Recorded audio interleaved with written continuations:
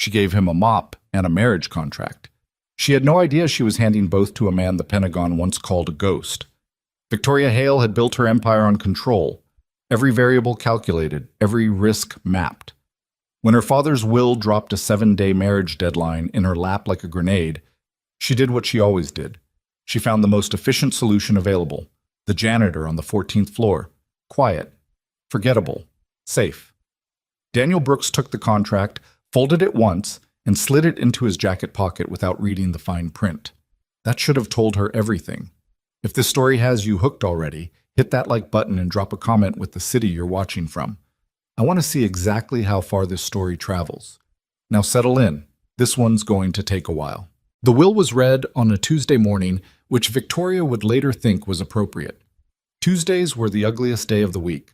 Not the brutal shock of Monday, not the false promise of Wednesday's midpoint. Just a gray, indifferent day that didn't bother pretending to be anything other than what it was. She sat in her father's attorney's office on the 32nd floor of a building that smelled like mahogany and old money, and she listened to a dead man change her life. Marcus Hale had been a lot of things. A visionary, a hard man, a father who showed love mostly through criticism and occasionally through silence. He had built Hale Corporation from a mid-sized logistics company into one of the most diversified investment firms on the East Coast, and he had spent the last 4 years of his life watching his daughter run it better than he ever imagined she could, though he'd never quite managed to say that out loud. What he'd managed instead was this. And in order for Victoria Claire Hale to assume full and permanent voting control of Hale Corporation following my death, she must be legally married no later than 7 calendar days from the date this will is read, said marriage to be verified by the board of directors and documented accordingly. The attorney's voice kept moving. Victoria had stopped hearing it after legally married. Across the table she could feel the board liaison, Gerald Marsh, trying very hard not to smile. He was 63, had 3 chins, and had been looking for a reason to push her out since her first week as CEO. The clause in her father's will was the best gift anyone had given him in years. She looked at the document in front of her, read the line again, then once more. 7 days. Her father, in his infinite, maddening wisdom, had apparently decided that the best way to protect his company was to make sure his daughter had a husband. Whether that came from some old-fashioned belief that a married woman was a stable woman, or from a more calculating theory that a partner would make her a harder target for the board's political maneuvering, she didn't know. She would never know now. She hadn't spoken to him in the last 6 weeks of his life, and that was a weight she was still figuring out how to carry. "Miss Hale," Gerald said once the attorney had finished, "I want you to know that the board has every intention of honoring the terms of the will. All of them." She looked at him. "Of course you do, Gerald." She left without another word. Back in her own office on the 41st floor, Victoria stood at the window and looked at the city the way she always did when she needed to think. Not at any particular thing, just at the mass of it, the density, the 10,000 lives running parallel and indifferent below her. It usually helped. Today it didn't. She had exactly 7 days to produce a husband before the board invoked their right to appoint an interim CEO, pending a shareholder vote she was no longer guaranteed to win. She had built alliances on that board over 4 years, but her father's death had shifted things, and she knew better than to trust goodwill under pressure. The honest answer was that there was no one in her life she could marry. Not in 7 days. The men she dated had either moved on or were too entangled in the city's business networks to be anything but a liability. A prominent fiancé would come with his own ambitions, his own backers, his own leverage. She needed someone with no stakes in any of this. She needed someone invisible. She was thinking about this, staring at the building's atrium 14 floors below through a gap in the high-rise across the street, when the elevator opened and a man pushed a yellow mop bucket out and set it next to the far wall without making a sound. She'd seen him before, not often enough to remember his face, but enough to have noticed, the way you notice furniture that's always been in the right place. He was tall, with a slight forward lean that she now realized wasn't a slouch, but something more controlled, like a man who'd spent years keeping his profile low. Brown hair going gray at the temples. Maybe late 30s. He moved the mop bucket, positioned himself at the corner of the lobby, and began cleaning the marble floor with the kind of unhurried, methodical focus that most people saved for things that actually mattered. Victoria didn't know why she kept watching. She pulled up the building's employee directory, sorted by floor assignment, scrolled to maintenance. Daniel Brooks, 37. Night and day rotation, assigned floors 10 to 16. She went back to the window. He was still there, moving slowly along the baseboard, not looking at anything other than the work in front of him. No wealth, no connections, no ambitions that extend beyond that bucket. She told herself she wasn't considering it. By 9 p.m., she had his personnel file open on her second monitor. Also, she had HR set up the meeting for the following morning and gave them a cover story about a building services review. Daniel Brooks arrived 2 minutes early, which she noted, and sat down across from her without being invited to, which she also noted. He was more present in person than he'd looked from 14 stories up. That was the only way she could describe it. There was a quality to him that didn't quite match the uniform. His hands were still. His eyes moved around the room once, a single efficient sweep, then settled on her. "Mr. Brooks," she said. "Ms. Hale." She'd prepared a speech, something measured, professional, framed as a business proposal. Which it was. She gave him the whole thing, the will, the board, the 7-day window, the 6-month term, the money. She laid it out the way she'd lay out a quarterly projection. Clean, factual, no room for misinterpretation. When she finished, he said nothing for about 4 seconds. "What would you need from me?" he asked. Not how much? Not you're serious? Not any of the versions of shock or excitement or calculation she'd braced for. Just, what would you need from me? It threw her slightly off balance. She covered it. Public appearances. Joint interviews if the board requests them. A credible shared living arrangement for the duration. 6 months. He nodded slowly. I have a daughter, Maya. She's 7. Any arrangement involving shared living would need to accommodate her. Of course. That's manageable. Another pause. He looked at the window, then back at her. The 5 million. Here it was. The counter. I'll accept it at the end of the term, not in installments. I don't want it structured in a way that creates dependency. She stared at him. Most people would want an advance. I'm not most people. She didn't know what to do with that, so she moved past it. I'll have legal draw up the terms today. We can sign tomorrow and file the marriage paperwork by Thursday, which gives us a buffer before the deadline. All right. That's it? No questions? He thought about that for a moment. I have one. Go ahead. Your father, did he put that clause in the will because he thought you needed protection or because he thought you needed someone? The question hit somewhere she wasn't prepared for. She felt the muscles in her jaw tighten. I don't think that's relevant to the arrangement. No, he agreed. It isn't. He stood, nodded once, and walked out. She sat there for a moment longer than she should have before she picked up her phone and called legal. Thus, the wedding happened on a Thursday afternoon in a city clerk's office with 2 witnesses, her assistant Priya and a man Daniel had simply called Marcus, who shook hands warmly and didn't say much. There were no flowers. The ceremony lasted 9 minutes. A photographer hired specifically for the board documentation took 6 photos outside on the steps before the wind off the Hudson made the whole thing impractical, and then everyone dispersed. In the car afterward, Victoria worked on her tablet. Daniel looked out the window. We should probably know each other's stories, she said, without looking up, if the board asks questions. I grew up in Ohio, joined the military after college, left about 3 years ago. I've been raising Maya alone since she was 4. He said it the way someone recites a list of facts for a form. Your turn. She glanced up. You want my biography? Just the parts that would come up if someone asked. She looked back at her tablet. I took over as CEO 4 years ago when my father had his first cardiac event. Business degree from Columbia, then an MBA. No siblings. My mother died when I was 12. She paused. I've been running this company for 4 years, and this is the first time I've done something I wasn't completely certain about. Silence from the other seat. Does that bother you? She asked. No, he said. Certainty is overrated. She didn't respond to that, but she didn't go back to her tablet right away either. The apartment Victoria arranged was on the Upper West Side, large enough that the two of them and Maya could exist in it without constant intersection, close enough to both the Hale Corporation offices and Maya's school to make the logistics work. Daniel looked it over when they arrived, checked each room methodically, tested the windows in a way that Victoria thought was odd, and then thanked her without elaborating. Maya was 7 and small for her age, with dark hair and her father's quality of stillness.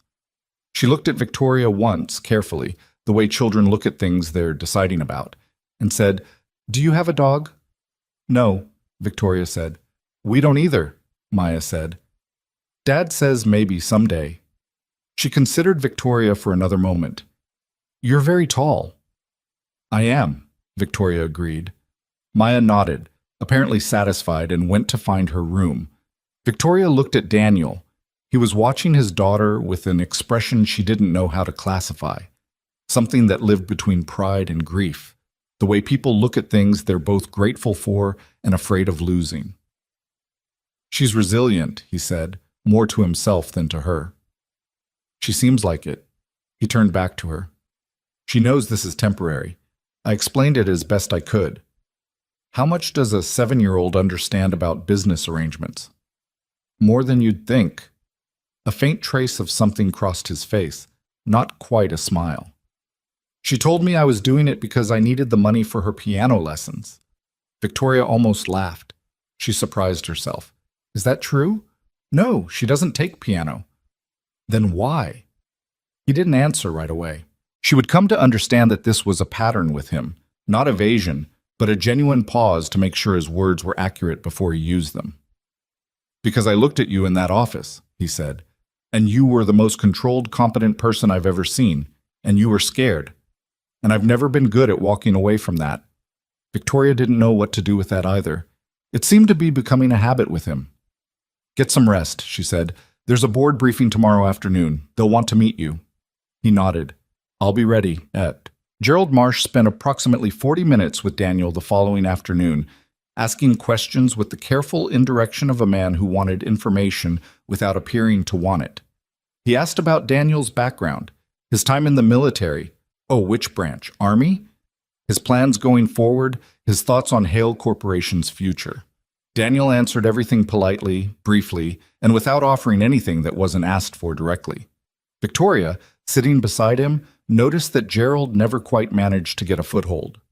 Every time he built towards something, Daniel's answer closed the door quietly before he got there. At one point, Gerald said, "I have to say, Daniel, you're not quite what I expected." "Most people say that eventually," Daniel replied. He said it without edge. That was what made it land the way it did.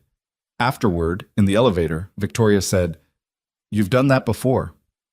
"Done what?" "Sat across from someone trying to find a weakness and given them nothing." He looked at the elevator doors. "I used to do it in different rooms." She wanted to ask more. She didn't because she knew he wouldn't offer more than she asked, and she wasn't sure yet what the right questions were. But she was starting to think she'd been wrong about Daniel Brooks, in some way she couldn't fully name yet. Not wrong that he was simple. She'd given up on simple within the first 10 minutes of meeting him. Wrong about what kind of complicated he was. The elevator reached the lobby. He held the door. She walked out first. "Same time tomorrow?" he asked. 7 a.m., she said. "Board breakfast." "I'll make Maya's lunch the night before." He said it so naturally, like it was the most ordinary thing in the world, to be brokering your way through a corporate power struggle and still making sure your kid had a sandwich in the morning. That Victoria stopped walking for half a second before she caught herself. She didn't say anything, but she thought about it on the ride home, and she was still thinking about it when she finally fell asleep at midnight with her laptop still open beside her. The board breakfast went better than Victoria expected, which should have made her feel better than it did. The problem with things going better than expected was that it usually meant you'd expected wrong, and Victoria had built her entire career on the precision of her expectations. Sitting across from 6 board members and watching Daniel answer their questions with the same unhurried economy he'd used on Gerald Marsh the day before, she kept catching herself noticing things that didn't belong in her operational read of him. The way he tracked the room without appearing to. The way he let silences run just long enough to make the other person fill them. The way Harold Chen, 61 years old, former Marine, the board member who'd given Victoria the most grief in her first year, had leaned slightly forward when Daniel mentioned his military service and then pulled back again, recalibrating something. After the breakfast, Harold had shaken Daniel's hand and held it a half-second longer than customary. He'd looked at Victoria and said, "Good man," with a gravity that seemed to exceed the context. She hadn't known what to do with that either. Now it was a Saturday, 12 days into the arrangement, and Victoria was in her home office at 7 a.m. because that was where she was every Saturday at 7 a.m., working through the week's residue and building the architecture of the one ahead. The apartment was quiet. Maya was still asleep. Daniel had been up before her. She'd heard him in the kitchen around 5:30, the small, controlled sounds of someone who'd spent years trying not to wake the people around them. She was on her 3rd cup of coffee and a revenue projection for the Meridian acquisition when she heard Maya's door open, the small footsteps, and then the low murmur of Daniel's voice from the kitchen. She told herself she wasn't listening. "I dreamed about the dog again," Maya said.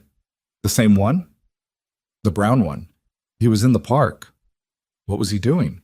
"Just sitting there, waiting." A brief pause, the sound of something being set on the counter.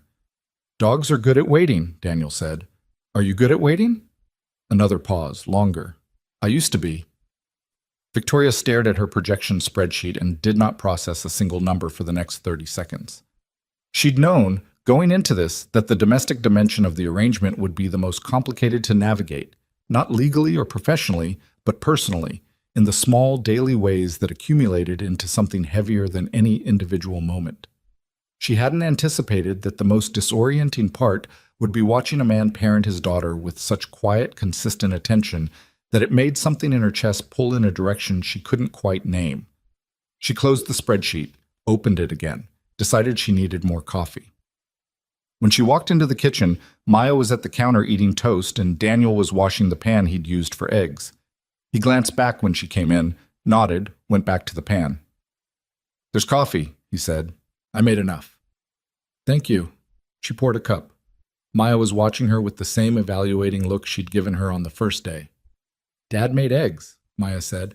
"He makes them wrong." "I make them the way I've always made them," Daniel said without turning around. "You burn the edges."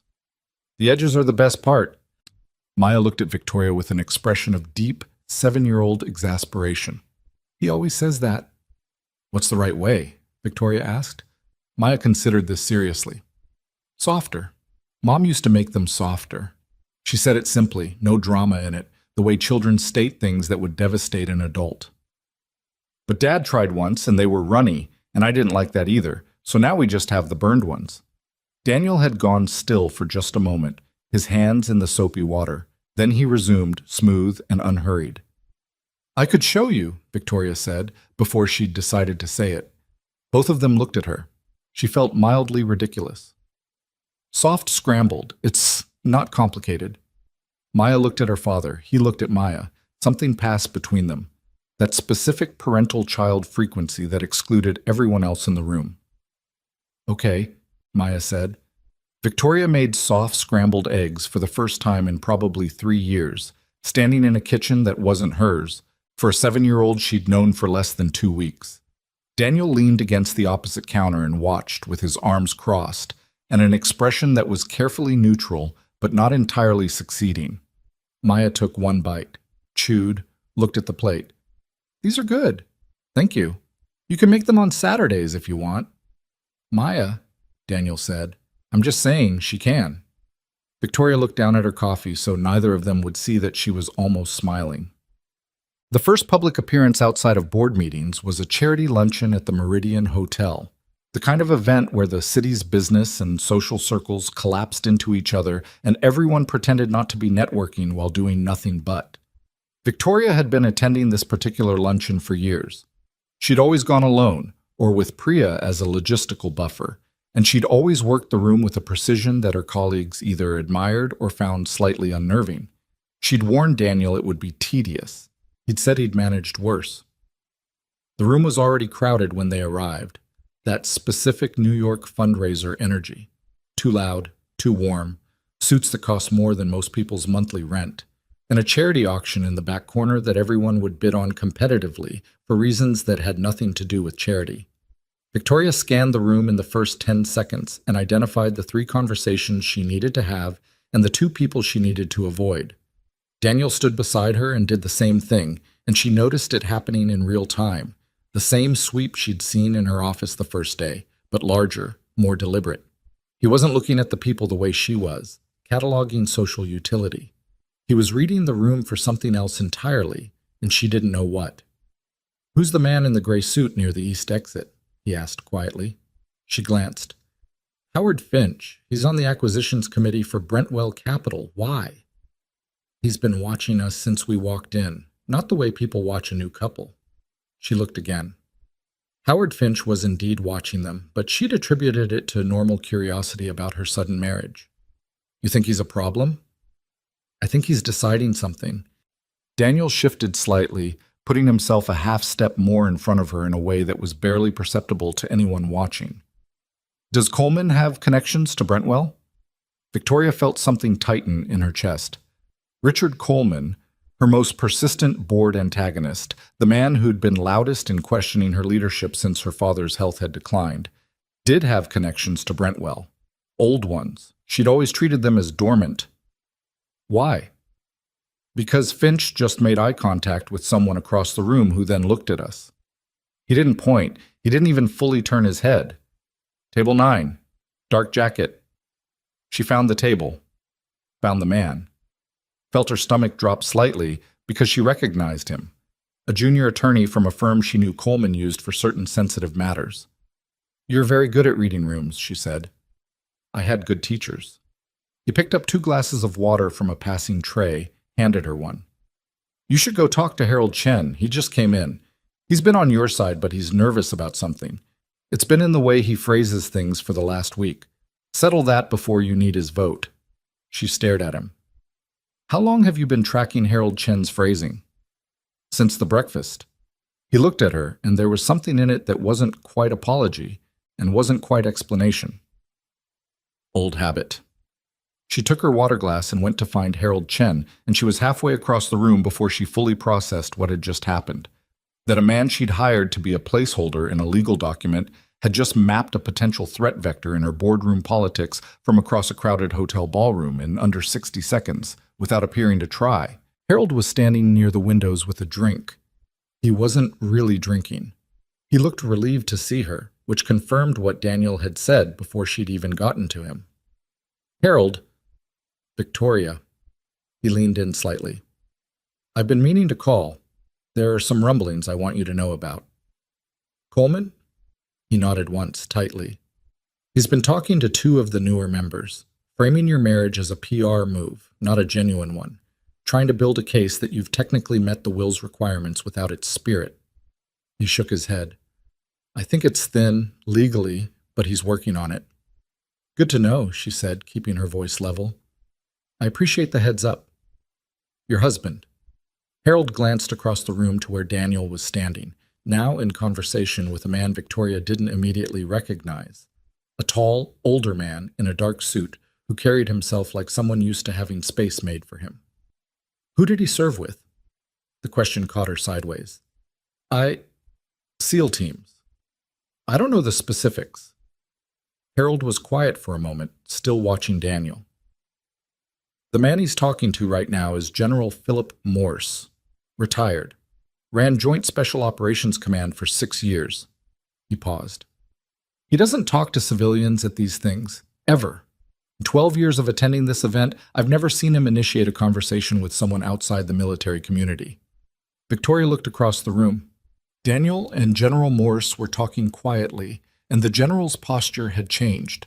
The social stiffness that powerful men carried in civilian settings was gone. He was standing the way he might stand with a peer.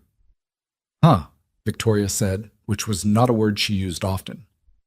"I don't know who your husband is," Harold said, "but I think you might want to find out." Yeah, she couldn't ask him about it directly, which was a problem she hadn't anticipated.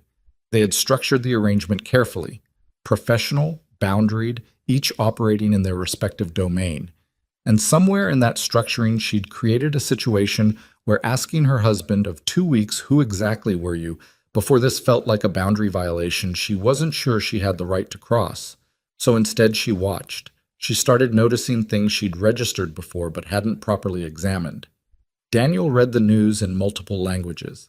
She'd seen his phone screen once when he hadn't locked it, open to an Arabic language feed. He tracked exits when they entered buildings without thinking about it, the way other people tracked where to hang their coat. When Maya had woken up from a nightmare one night and cried out, he'd been in her room before Victoria had fully processed that she'd heard the sound, which meant he'd been awake, or close enough to it, in that particular mode of sleep that wasn't fully sleep. His hands, she noticed, had a scar pattern on the right one that didn't come from janitorial work or from the ordinary accumulations of an ordinary life. Old, clean, the kind that came from something specific. And then there was the incident with the man outside Maya's school. Victoria had been picking Maya up. She'd offered to on a Thursday when Daniel had a maintenance shift that ran late, and Maya had accepted with the particular 7-year-old pragmatism that had already started to feel like a specific quality she shared with her father. They were walking the 2 blocks back to the car when Victoria became aware of a man behind them, which she wouldn't normally have noticed, except that he'd been the same distance behind them for a full block and hadn't varied his pace. She didn't know what made her notice it. She wasn't trained to notice it, but something had apparently been rubbing off because she noticed. She changed direction slightly, took a corner she didn't need to take. The man followed. She kept her voice casual, held Maya's hand a little tighter. "Hey, can you do something for me? I need you to call your dad." Maya looked up at her. She was perceptive enough not to ask why in a tone that would carry. She just pulled out the small phone Daniel had given her for emergencies, dialed, handed it to Victoria. He picked up on the first ring. "There's a man following us," she said quietly, because she was past pretending this wasn't what it was. 1 block east of Maya's school. We're at the corner of 84th and Columbus. 3 seconds of silence. "Keep walking north. Slow. Normal pace. Don't look back at him. I'll be there in 4 minutes. You're not 4 minutes away." "I will be. Keep the line open." She kept walking. Maya walked beside her, hand in Victoria's, not asking questions. In that moment, that small hand was the most grounding thing Victoria had ever held. He was there in 3.5 minutes. She didn't see where he came from, just that he was suddenly there, having come from the opposite direction, and he walked straight past them without acknowledging them, a slight adjustment to his route that put him between them and the man behind. The man behind stopped walking. He stood on the sidewalk for a moment, then turned and went the other way. Daniel circled back to them. He crouched down in front of Maya and looked at her with that focused, steady attention he reserved exclusively for her. "You okay?" "I wasn't scared," Maya said, and it was mostly true. "Good." He looked at Victoria then, a full direct look that she felt somewhere in her sternum. "You did exactly right." "Who was he?" "I don't know yet." He straightened. "But I'm going to find out." She believed him completely, without knowing exactly why. The morning after was the closest they came to a real conversation about any of it. Maya had gone to school. Victoria had a late start and was on her second cup of coffee in the kitchen when Daniel came back from a run. He ran every morning, 6 miles, she knew because she'd mapped it once without admitting to herself that she was doing it. He poured water, set his hands on the counter, and for once didn't immediately go to shower and disappear back into the efficient routine of his day. "I looked into the man from yesterday," he said. "He was private surveillance, hired out of a firm Coleman's used before." Victoria set down her cup. "He sent someone to follow Maya." "He sent someone to watch you through Maya. There's a difference, but I understand if it doesn't feel like one." It did not feel like one. She was angrier than she expected. Not the cold, managed anger she used in boardrooms, but something older and less controlled. "What do we do?" "I've already taken care of the surveillance angle. He won't use that particular firm again," he said it matter-of-factly. She didn't ask what taken care of meant. What you do next is your decision. Coleman is a business problem. I can protect this household, but I can't protect your board position. That's your territory. You keep doing that. Doing what? Drawing the line. She looked at him. You step in right up to a certain point, and then you stop and hand it back to me. He was quiet for a moment, looking at the counter. I spent a long time in situations where I was the one making the decisions for everyone around me. It mattered more than anything else, making the right call. He looked up. I don't do that anymore. And I especially don't do it to people who are capable of making their own calls. Some people would see that as avoidance. Some people would be wrong. It wasn't the answer she expected. It also wasn't wrong. She looked at him and found herself trying to reassemble the picture she'd formed of him, the neat, manageable picture she'd constructed in that first meeting, the quiet, single father she'd chosen for his invisibility, and finding that the pieces no longer fit the frame she'd made. Daniel. She said his name like she was testing it. Who were you? Before. He didn't flinch, which told her he'd been expecting the question and had decided in advance how to handle it. He also didn't answer immediately. Someone different, he said. Someone who was very good at a particular set of things and who believed for a long time that being very good at those things was enough. He glanced toward Maya's room, then back. Then my wife died, and Maya was 4, and I stopped believing that. And the janitor job was a choice, not a fall.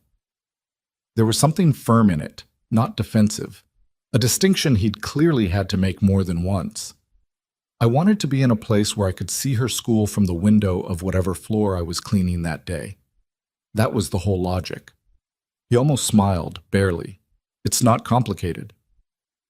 Victoria thought about this, about the logic of arranging your entire life around a sightline to your child's school, about choosing invisibility not because you'd failed, but because you'd decided the things worth seeing were small and close and required you to stop being large and far away.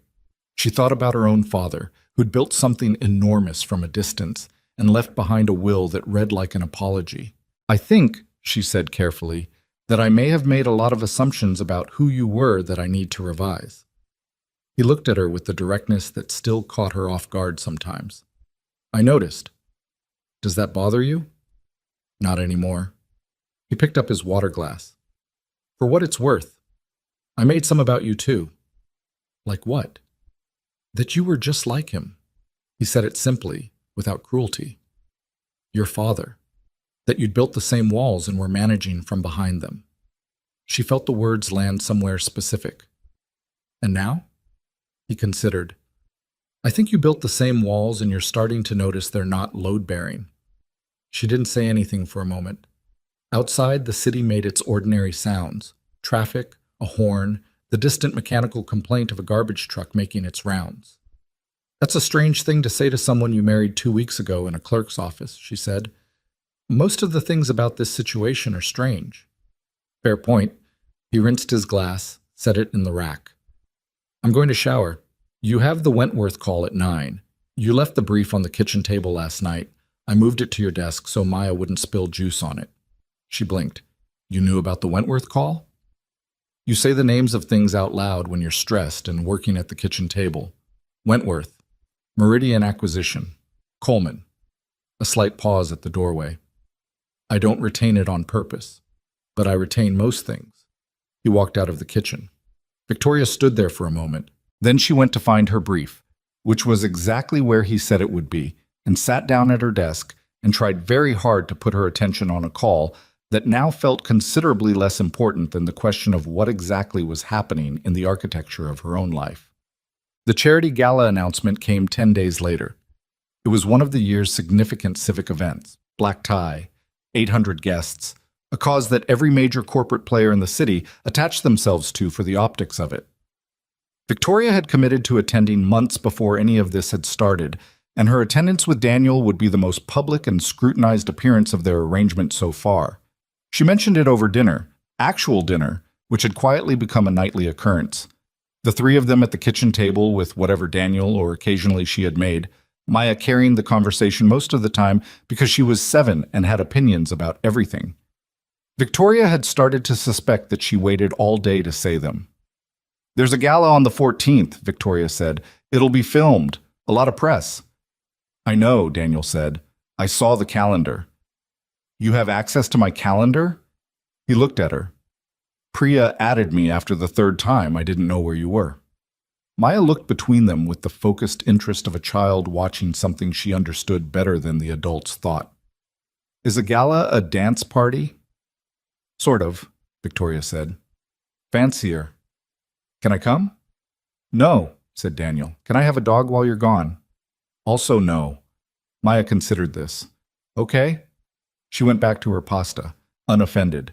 She had a gift for knowing which battles were winnable and declining the rest with minimal drama, which Victoria was starting to think was one of the most useful skills a person could have. She looked at Daniel across the table and found him already looking at her with an expression she was starting to recognize, that evaluating, steady attention that made her feel simultaneously seen and uncertain what to do with being seen.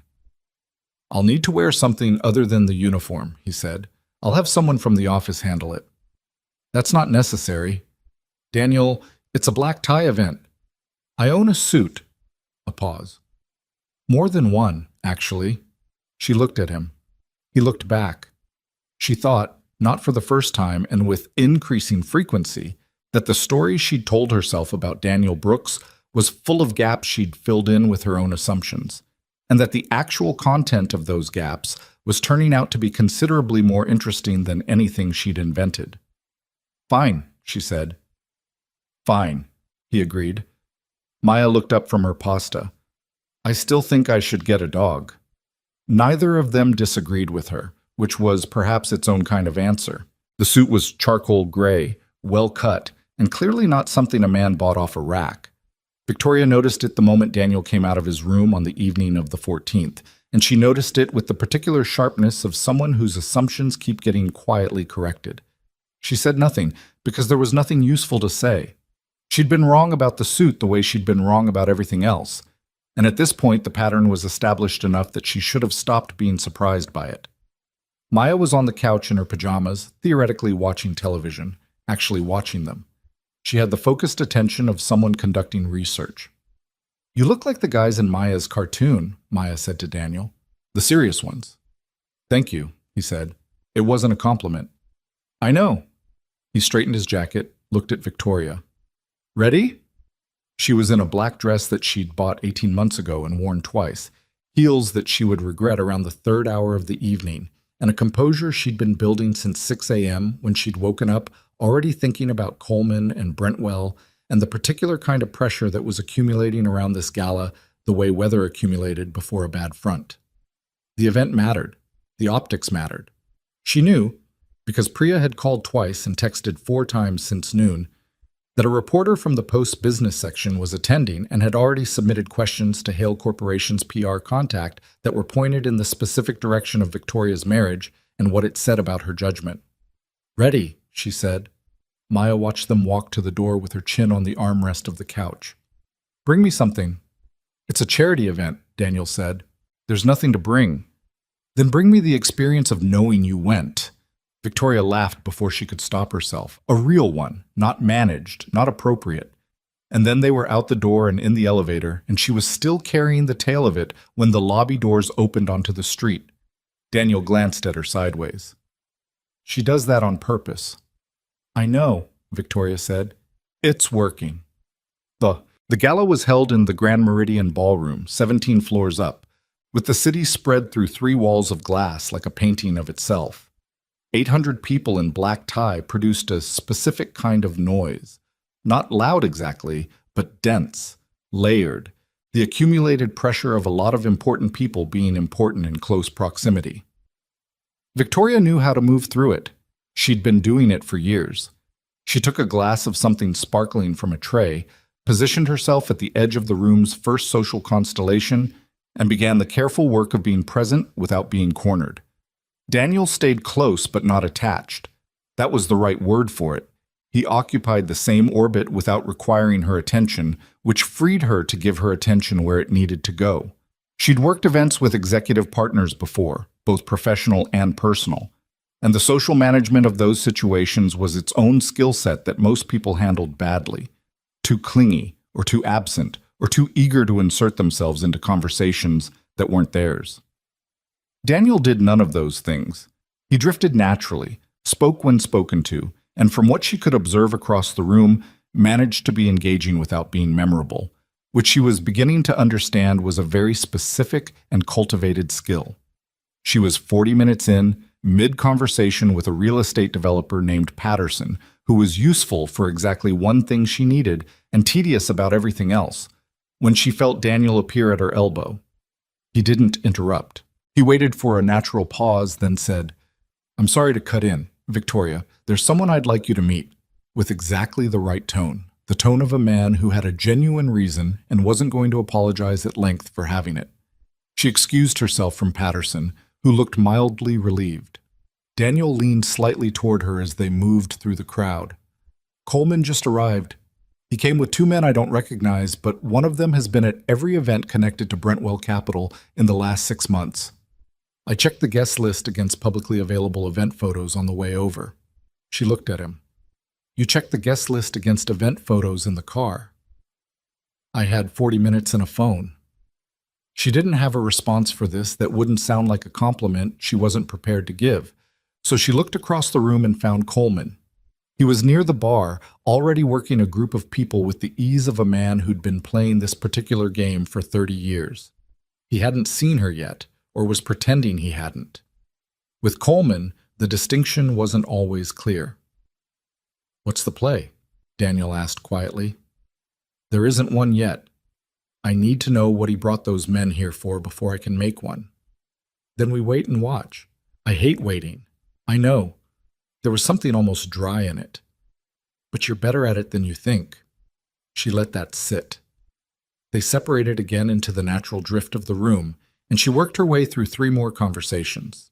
A museum trustee she actually liked, a hedge fund manager she didn't, and a woman from the city comptroller's office who had information Victoria wanted about a pending zoning decision that affected one of Hale's real estate holdings. She gathered what she needed from each and moved on. It was during the main program, when the lights had dimmed slightly and the event's host was making the kind of speech that everyone applauds and no one retains, that she found herself standing near the room's east wall next to a man she didn't know. He was in his late 60s, solidly built in the way that persisted from a different kind of life, with close-cropped gray hair and the bearing of someone who'd spent decades having his posture corrected by institutional habit. He was watching the room the same way Daniel watched rooms, with that same quality of observation that went a register deeper than social. He looked at her, and something crossed his face, recognition, though she was certain they'd never met. "You're Mrs. Brooks," he said. Not a question. "I am." He put out a hand. "Philip Morse. I knew your husband." He said it like that, past tense, specific, weighted in a way she felt more than heard. "He mentioned meeting you," she said carefully. "Did he?" It also wasn't a question. He looked back at the room, at the speaker, at nothing. "He wouldn't have told you much. That's just how he is. Was." He corrected himself, then seemed to reconsider the correction. I don't know which tense is right anymore." "What do you mean?" He was quiet for a moment. "The man I knew, the one I worked with, the one I watched make decisions that I couldn't have made, that most people couldn't have made. That man doesn't work in this building cleaning floors. I understand why he made the choice he made. I don't always understand how a person walks away from what he was and becomes something that quiet." He glanced at her. Or maybe that's the wrong way to look at it. Maybe that's the hardest thing he's ever done. Victoria stood very still. Around them the speech continued, light applause at measured intervals. "General," she said, "what exactly did my husband do?" Morse looked at her for a long moment. He was deciding something. She could see the decision happening behind his eyes the way she saw decisions happen in boardrooms. "That's not my information to give," he said finally. "But I'll tell you this. When things went wrong, and in that line of work they go wrong in ways that people like you and me can't really picture, the question was always the same. Who do you want making the call? Every time. The answer was the same." He straightened his jacket. "I'll let you draw your own conclusions from that." He excused himself with a nod and moved back into the crowd, and Victoria stood at the east wall of the Grand Meridian Ballroom, and felt the shape of a person she was still only partly seeing. Nipped up. She found Daniel an hour later near the back of the room, in conversation with a man she didn't know. Young, nervous, with the particular energy of someone carrying news they weren't sure how to deliver. When she approached, the man stepped back, murmured something, and was gone. "Who was that?" she asked. "Someone who works for Coleman." Daniel kept his eyes on the room. "He came to warn me." She felt her pulse tick up. "Warn you about what?" "Coleman's been building a file. He's planning to present it at the next board meeting. Claims he has documentation that I misrepresented my background, that my service record is falsified or inflated. He's going to use it to argue that our marriage is a fabrication designed to deceive the board and that you've been complicit." The blood stayed in her face through discipline. "Is any of it true?" He turned to look at her then, and she met it directly. "No." "Then we can counter it." "Yes." He was quiet for a moment. "But the specific nature of my service record is classified, meaning I can't simply produce documentation that refutes his claims. He knows that. He's using the classification as the weapon." Victoria thought this through. Around them, the gala continued its choreography. 800 people in expensive clothes performing their version of civic virtue. She felt the room the way she sometimes felt board meetings, as a system, all parts moving in relation to each other, and somewhere in the system a point of leverage she hadn't found yet. "We have time before the board meeting," she said. 3 weeks. That's enough." She said it with more certainty than she fully had, but she'd learned that certainty, performed at the right moment, created its own partial truth. Coleman's made mistakes before. People who build cases on classified information as their primary weapon have to source that information somewhere. If he knows what's in your file, he got it from somewhere it shouldn't have come from. Daniel looked at her. Something shifted in the way he was looking at her. A slight recalibration that she felt before she could name it. "That's the right angle," he said. "I know. You'd make a good operator." "I don't know what that means." "It means you think about problems the way I was trained to. Find the point of failure in the enemy's plan before they can execute it." A pause. "I mean that as a compliment." "I know you do." She looked back at the room. "I'm going to need everything you're willing to tell me about your service. Not the classified details, the shape of it. What would be in a record? What Coleman could and couldn't have legitimately accessed." "Okay. Not here." "No, tonight, when we get home." She nodded. Then something occurred to her and she looked at him again. "The man who warned you, why did he do it?" Daniel was quiet for a moment. "He said he had a brother who served, that he didn't think it was right." He paused. "People surprise you sometimes." "Yes," Victoria said. "They do." She thought, but didn't say, that this was a lesson she was learning with increasing frequency and in a direction she hadn't expected. They were home by 11. Maya was asleep, Priya's babysitting shift ended, and the apartment settled into its nighttime quiet. That specific stillness of a space that held sleeping children, which was a different and heavier kind of quiet than an empty room. They sat at the kitchen table with coffee neither of them needed, and Daniel told her what he could. Not everything. She understood there were categories he couldn't enter, not because he was hiding from her, but because the habit of classification was structural, built into how he'd learned to think, and also because some things, she understood this instinctively, watching his face as he chose his words, some things he'd boxed away, not for operational reasons, but for personal ones. What she got was this: 12 years in the Navy, 8 of them in SEAL teams, 4 in a command structure that operated under a level of classification that most military personnel never encountered. Multiple deployments across 3 continents. Decisions made with incomplete information under conditions that didn't allow for revision. Men who came home because of those decisions. Men who didn't. And then his wife. Her name was Claire. Ovarian cancer, diagnosed early, treated aggressively, gone in 14 months regardless. Maya had been 4. He'd been 34 and had spent the previous 8 years being the person everyone else depended on in the worst possible circumstances. And he'd come home to a 4-year-old who needed him to be someone different. So he became someone different. "Did it work?" Victoria asked. She didn't entirely mean it as gently as she probably should have. He looked at his coffee cup. Some days? Maya seems... Maya is the best thing I've ever done, he said, not with sentimentality, with the simple, flat certainty of a man reporting a fact he'd verified completely.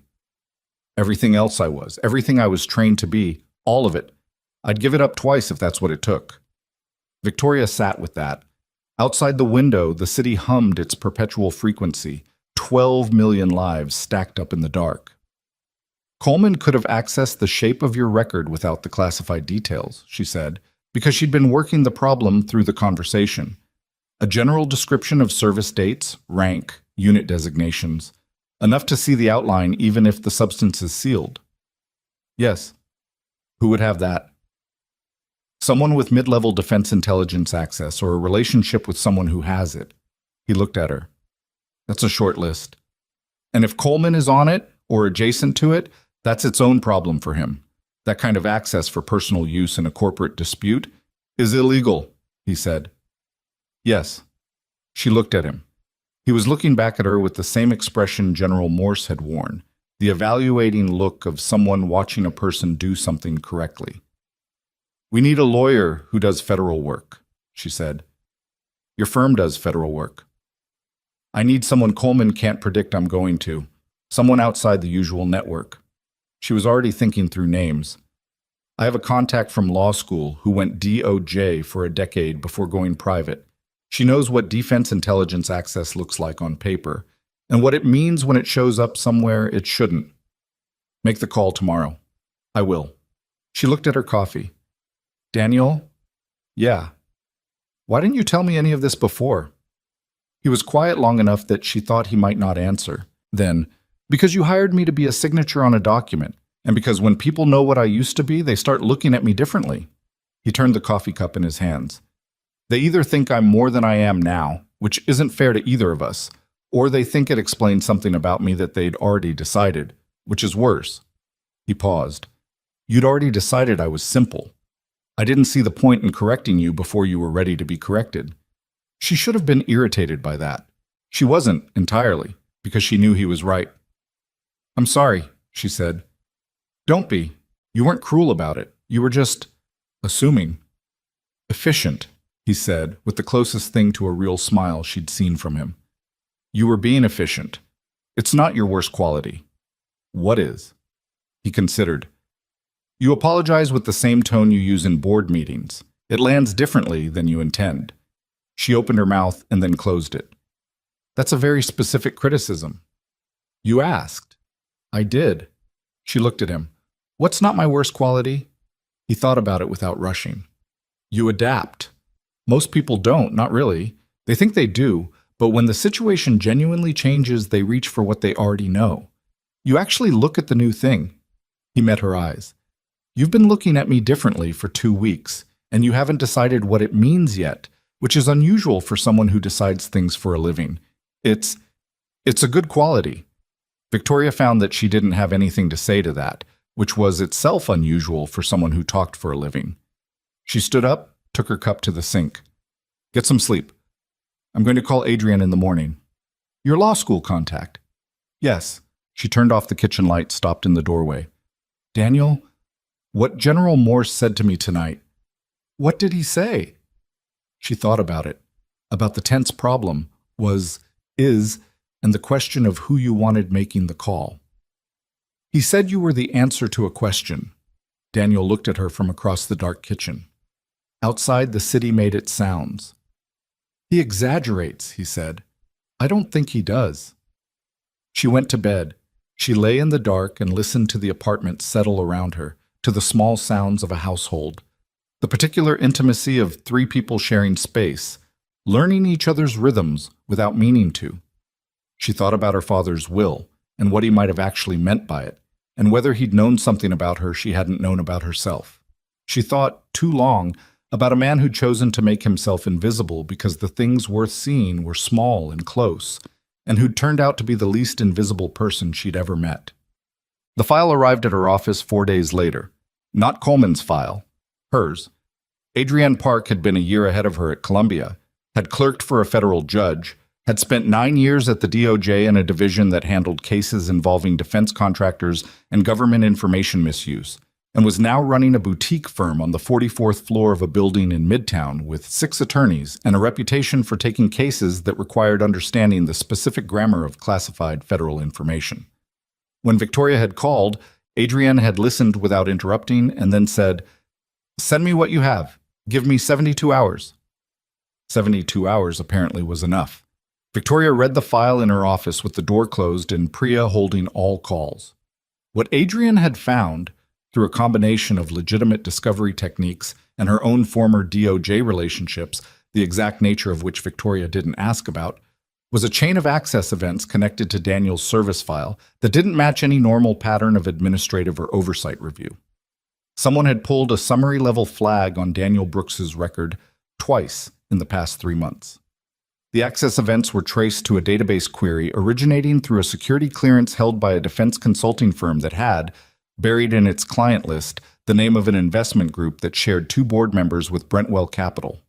Coleman's connection was 2 steps removed. But 2 steps in federal information access was enough.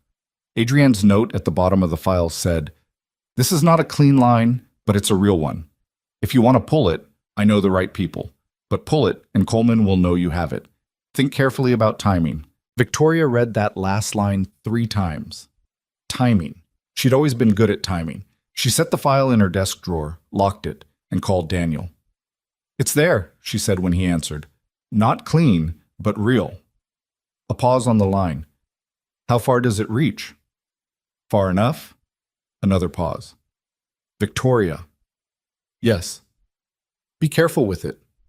His voice was even, but there was something underneath it. Not anxiety. Something more like knowledge. The kind of careful that came from having seen what happened when something like this was deployed too early or without the right preparation. "Coleman's reckless, but he's not stupid. If he knows you have this before the board meeting, he'll have time to build a counter-narrative." "I know. And it matters how it comes out, not just whether it comes out." "I know that too." She leaned back in her chair. "I'm going to hold it. I want him to present at the board meeting first. I want everyone in that room to have heard his version before I show them what I have.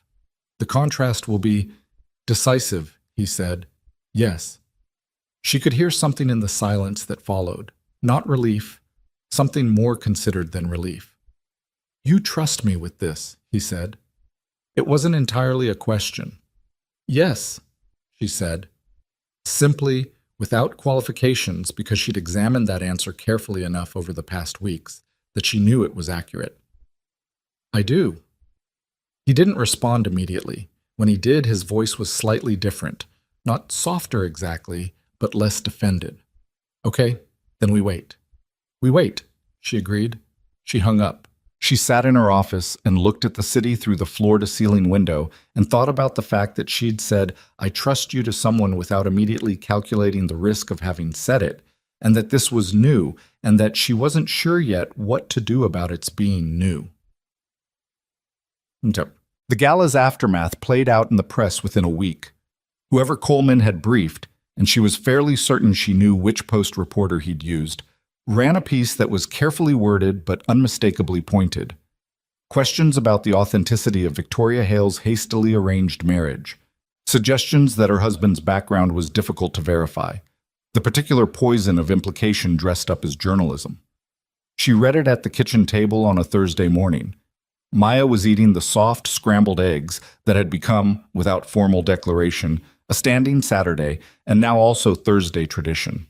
Daniel was standing at the counter with coffee, having already read it, she could tell, by the specific quality of stillness he carried. "It's not as bad as it could have been," she said. "No," he agreed. "They don't have specifics, just the shape of the question."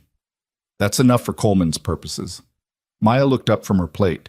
She had, over the past weeks, developed a fine-tuned sensitivity to the particular register of their kitchen table conversations, the ones that were actually about something. "Is there a problem?" "A manageable one," Victoria said. Maya considered this. She had a piece of toast in one hand and the expression of someone gathering data. At school, when Olivia starts telling everyone something that isn't true, The teacher says the best thing is to let her finish and then just say what actually happened. Because if you interrupt, everyone thinks you're just fighting, but if you wait, then what she said sounds wrong by itself. She went back to her toast. Just so you know.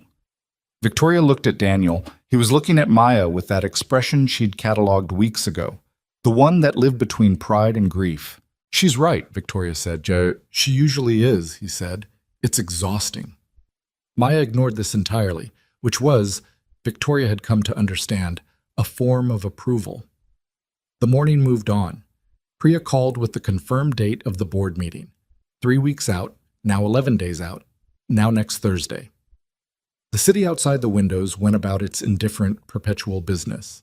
And in the apartment on the Upper West Side, a former SEAL captain who'd chosen to be invisible and a CEO who'd always been too visible went about the ordinary work of a shared life.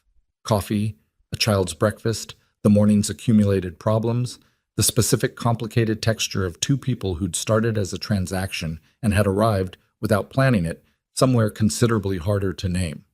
Victoria didn't name it, not yet, but she stopped trying not to notice it, which was its own kind of admission, and which would have to be enough for now. 3 days before the board meeting, Coleman escalated. The security team called her at 7 a.m. on a Monday to report that someone had accessed the internal server directory for Hale Corporation's executive personnel files. Nothing downloaded, just accessed, looked at. The way you look at something to let someone know you'd been there. She called Daniel immediately. "It's a signal," he said. "He's telling you he has more." "Does he?" A pause that was 2 seconds too long. "My record has a section that's redacted even in summary form. It's a specific operation. If someone found the right channel to access that level, the details in it would look bad without context. They would look—" He stopped. "Tell me," she said. "There was a mission where we lost people. The official report attributes the intelligence failure to a particular decision point. The decision was mine." His voice was level, but she heard what was underneath it, the specific weight of something that had been carried a long time. And then lied about his record. Yes. Flat, controlled. "Victoria, I need you to know that what the full record shows—" "I know," she said. "You don't— I haven't told you." "Daniel." She said his name with a firmness that stopped him. "I know." A long silence. "How?" "Because I've watched you for 6 weeks. Because Morse told me who you were without telling me anything. Because Maya is 7 years old and looks at you the way kids look at people who've never once let them down. And that doesn't happen accidentally." She paused. "I know." He didn't speak for a moment. When he did, something in the voice had shifted in a way that was hard to define, like a structure that had been load-bearing in one direction and had quietly, carefully redirected. "Okay," he said. "We're going to need the people who know the full record to be in that room. I can make some calls." "Make them." She hung up and sat in her chair and looked at her hands and acknowledged to herself, in the way she acknowledged things she needed to acknowledge before she could deal with them, that what she felt in this moment was not the focused, strategic anger of a CEO protecting her company. It was something more personal than that, more specific. The particular fury of someone who cared about the person being attacked, not just the attack's strategic implications. She filed that information somewhere she could retrieve it later. Then she picked up the phone and called Adrienne because there was work to do, and the board meeting was in 3 days. And whatever else was true about her present circumstances, Victoria Hale had never once in her life waited for a problem to come to her when she could go to it first. The 2 days before the board meeting were the kind of days that didn't announce themselves as significant while they were happening. They looked like logistics. Phone calls. Documents reviewed in the evening after Maya was in bed, spread across the kitchen table with the remains of dinner pushed to one side, and coffee going cold beside a yellow legal pad that accumulated notes in Victoria's precise, angular handwriting. They looked like preparation, but underneath the preparation was something else, a specific quality of quiet between two people who had stopped pretending the thing between them was only professional and had not yet found language for what it actually was. They moved around it the way you move around furniture in a dark room you've memorized. Careful, not quite touching, aware of exactly where the edges were. Daniel made calls during the day while Victoria was at the office. He didn't tell her who he called, and she didn't ask, because she'd learned by now that he would tell her what she needed to know at the moment she needed to know it. And pressing him before then produced nothing except a conversation about the limits of pressing him. What she knew was that he was calling people who'd served with him, people who knew what the classified sections of his record contained and what they meant, and that some of those people were willing to come. Adrienne had the legal framework ready. What Coleman had done, the specific chain of access through the defense consulting firm and its Brentwell connection, was documented now in a form that a federal attorney could read and immediately understand as a problem. It wasn't airtight. Adrienne was honest about that. 2 steps removed was 2 steps removed, and Coleman had enough resources to construct alternative explanations that might hold up long enough to be inconvenient. But it was real, and in a room full of board members who were primarily concerned with their own legal exposure, real was often enough. The night before the board meeting, Victoria found Daniel sitting on the couch in the living room after 10 p.m., not doing anything.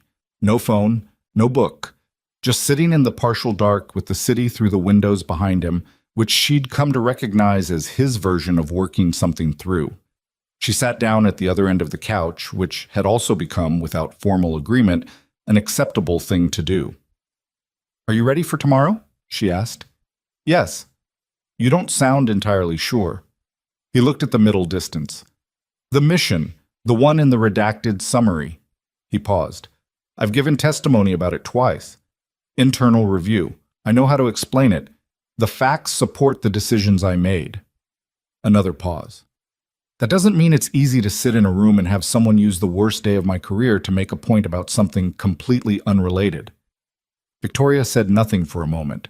This was something she'd been getting incrementally better at, not filling silence with reassurance just because silence was uncomfortable. "How many people?" she asked. He looked at her. He knew what she was asking. 3 didn't come home, he said. 14 did, including 4 we'd gone in specifically to extract. He looked back at the window. The intelligence that created the problem came from a source I'd flagged twice as unreliable. I was overruled by someone 2 ranks above me. I made the call I made because the alternative, aborting the extraction, left 4 people in a place they wouldn't have survived another 48 hours. He stopped. The review cleared me. The families of the 3 were told the truth. 2 of them I still talk to. Not often, but I do. And the 3rd? His wife didn't want contact. I respect that. Victoria looked at him in the half-dark of the living room. The city behind him made its late-night sounds, quieter now, but never quiet. She thought about a man who carried 3 names alongside his daughter's piano-list Tuesday evenings and his schedule of floors 10 through 16. "Tomorrow, when Coleman presents that," she said, "you're going to have to sit there and not react." "I know." "Can you do that?" He turned to look at her. "Victoria, I've done considerably harder things than sitting quietly in a room." "I know you have. I'm asking if you can do it tomorrow specifically, in that room, with those people, when what's at stake is not an operation but your name." He was quiet. Honest consideration, not deflection. "Probably," he said, with some margin of error. She almost smiled at the precision of it. "I'll be next to you." "I know." Something in his voice shifted, something small and not quite nameable. "That actually helps." She looked at him, and he looked at her, and the thing they'd been moving around in the dark room stood very still between them for a moment before they both, by some mutual unspoken agreement, let it settle back into the furniture of the evening. "Get some sleep," she said. "You too." She went to bed. She lay awake longer than she should have, which was becoming a pattern she attributed to circumstances rather than anything more specific. The board meeting was scheduled for 9 a.m. in the Hale Corporation conference room on the 41st floor. The large one, with the long mahogany table and the chairs that cost more than they looked, and the view of lower Manhattan that Marcus Hale had chosen this space specifically for, because he'd believed that showing people what you owned while you talked to them established the terms of the conversation before anyone opened their mouth. Victoria arrived at 8:15. Daniel was beside her. They did not speak much in the elevator. There was nothing useful left to say that hadn't been said, but when the doors opened onto the executive floor, he held them a half second and said, "Whatever happens in there, Shaw, this was worth it, this whole thing. I want you to know that." She looked at him. She thought about what to say and decided that the thing she could most accurately say was not the right thing for a hallway outside a board meeting. So she said, "Let's go in this," and walked out. And he followed her, and the elevator doors closed behind them. The board members filtered in between 8:30 and 9. Harold Chen, who gave Victoria a look she'd learned to read as "I've got you." Gerald Marsh, who gave no one any look at all, which told her he'd calculated his position and was waiting to see which direction the wind settled before committing to it. Patricia Ewan, the longest-serving member, who sat at the far end of the table and had a quality of judicial stillness that Victoria had always found both reassuring and unnerving in equal measure. 4 others, varying degrees of ally and uncertainty. Richard Coleman arrived at 2 minutes to 9. He was 60, impeccably dressed, with the ease of a man who believed the outcome of this morning had already been determined. He'd always had that quality, the particular confidence of someone who'd spent his career outmaneuvering people by being willing to reach for things they considered out of bounds. He'd done it to Marcus Hale twice in 20 years. He believed he'd found the same opening with the daughter. He looked at Daniel once, a brief assessing look, and then looked at Victoria with a thin professional courtesy that she recognized as the facial equivalent of a closing argument. "Victoria," he said. "Richard," she said. They sat down. Patricia Ewan opened the formal session, went through the procedural requirements, and then said, "Mr. Coleman has requested time to present information relevant to the board's oversight responsibilities. We'll hear from him first." She looked at Victoria. "With the understanding that this is a presentation, not a verdict, and that responses will be given appropriate time." "Of course," Coleman said, before Victoria could answer. He opened the folder in front of him with the practiced ease of a man who'd choreographed this moment. What followed was 22 minutes of it. Coleman had, she had to admit, done thorough work within his constraints. He laid out a timeline of Victoria's marriage, the speed of it, the unusual nature of the choice, the public and media perception questions it had generated. He framed it as a legitimate governance concern, a question of judgment and transparency, the kind of language that made a character attack sound like fiduciary duty. He quoted the Post piece. He referenced 3 other board members who had, in private conversations, expressed discomfort, conversations she suspected he'd engineered specifically to be able to reference them here. And then he turned to Daniel. He did it carefully. He acknowledged the limitations of what could be publicly discussed regarding classified military records. He said, with practiced gravity, that he was not in a position to make specific claims, and then made specific claims anyway, dressed in the language of questions and concerns. He said he had reason to believe that Daniel Brooks's service record contained information that, if fully examined, would raise serious questions about the characterization of his background. He said that the inability to verify those records publicly was itself a concern.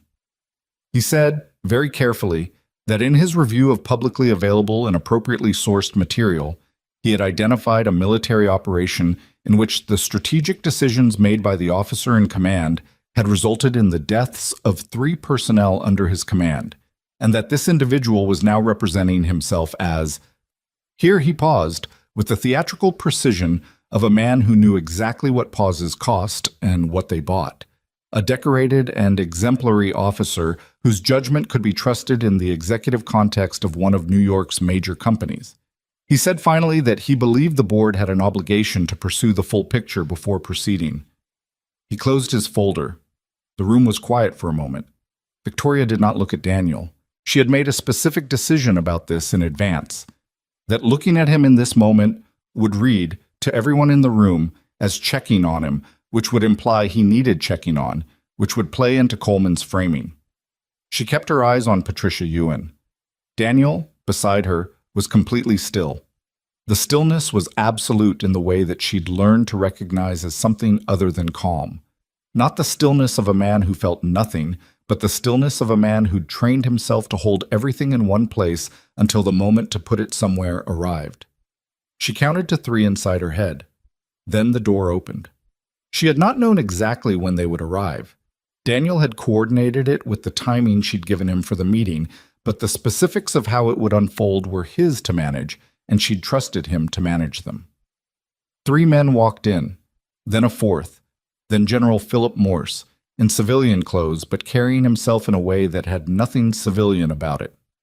Coleman turned to look. Something in his face rearranged itself, and not fear exactly, but the particular expression of a man whose calculation has encountered a variable he hadn't modeled. Patricia Ewan looked at them, then at Victoria.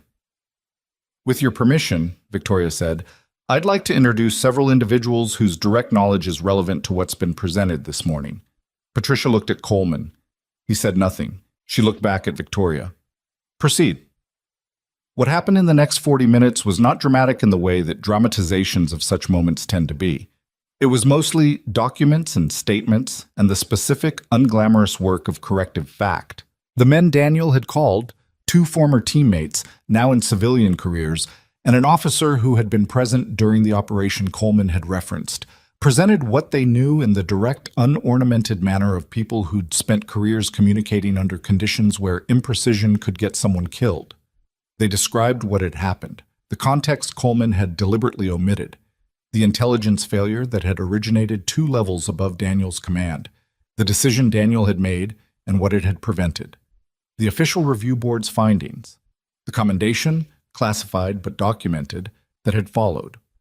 One of the men, whose name was Harlan, and who had the kind of hands that suggested a life of outdoor work, but spoke with the precision of someone who'd testified before official bodies before, said, "Captain Brooks made a decision that night that I wouldn't have been able to make. I've gone over it a lot of times in the years since. The 3 men we lost, that was not because of what he decided. It was because the intelligence we were given was compromised before we ever got there.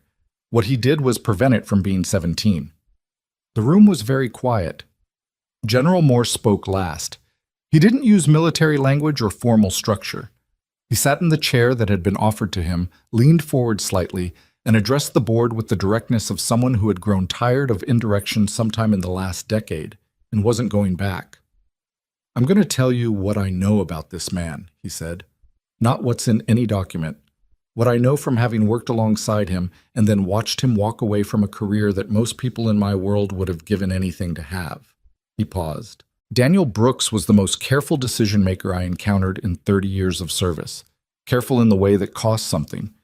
The way that means you lose sleep and carry weight, and don't pretend that the right call and the easy call are the same thing." He looked at Coleman briefly, then back at the room. "Whoever told you otherwise was working from an incomplete picture. Deliberately, would be my assessment." The last word sat in the room. Victoria let it sit. Then she opened her own folder. She had told herself she would do this part cleanly, not with relish, because relish was for people who'd won something they'd been wanting to win, and what she felt right now was not satisfaction, it was something older and more tired. She presented Adrienne's documentation, the access chain, the connections to Brentwell through the consulting firm, the specific nature of the information that had been accessed, and the legal framework within which that access constituted a problem. She did not say Coleman was responsible. She said the information pointed to a connection that the board had an obligation to examine. She said she had already been in contact with appropriate counsel. She said she wanted to give Coleman the opportunity to explain the connection before she took the next step. She looked at him. Coleman looked at the folder in front of her, at the men across the table, at the room that had shifted around him in ways he was still calculating. "This is premature," he said. His voice was steady. She gave him that. "These connections are circumstantial." "They are," she agreed, "which is why I haven't gone to federal counsel yet. I'm raising them here first." Gerald Marsh was very still. Patricia Ewan was looking at the documents. Harold Chen was looking at Daniel with the expression of a man who'd been told something important in a handshake and was seeing it confirmed. Coleman said, "I'll need time to respond to this properly." "You'll have it," Victoria said. "But the board discussion proceeds today." What followed was an hour of it. The specific grinding procedural work of a governance crisis being managed in real time, which was nothing like movies and everything like meetings. Arguments about documentation and process, about the appropriate scope of board inquiry, about what could and couldn't be formally entered into the record. Coleman fought for ground the way he always fought, methodically and without yielding until yield was the only option, and Victoria gave him exactly as much as she had to, and not 1 inch more. At 12:30, Patricia Ewan called a 15-minute break. Victoria walked to the window and stood with her back to the room. She heard Daniel get up from his chair, heard the measured pace of his footsteps, and then he was standing beside her. "You okay?" she asked, low enough that it wouldn't carry. "Yeah." A pause. "Harlan didn't have to do that. Any of them." "I know. I haven't asked those men for anything in 3 years." "I know that too." He was quiet. Outside, the city made its noon sounds, the particular volume of a weekday midday, denser and more purposeful than morning. She could see all the way to the water from here, the harbor a flat gray in the winter light. "When this is over," he said, quietly, not quite looking at her, "there are things I want to say to you that don't belong in a board meeting or a kitchen table conversation at midnight." She kept her eyes on the window. Her reflection looked back at her, and beside it his. "Okay, I'm telling you in advance because I've learned you prefer to know what's coming." She did. She'd never told him that, and he'd figured it out anyway. "I do." "So, after, she agreed. Patricia Ewan called the room back to order. The formal vote did not happen that day. That was the nature of board process. It never resolved cleanly in a single meeting. It adjourned and reconvened and produced follow-up documentation and required notification periods and all the institutional friction that boards generated because they'd been designed by people who'd learned from history that fast, unanimous decisions in closed rooms were usually the wrong ones. But what happened in the next 6 days told the story clearly enough.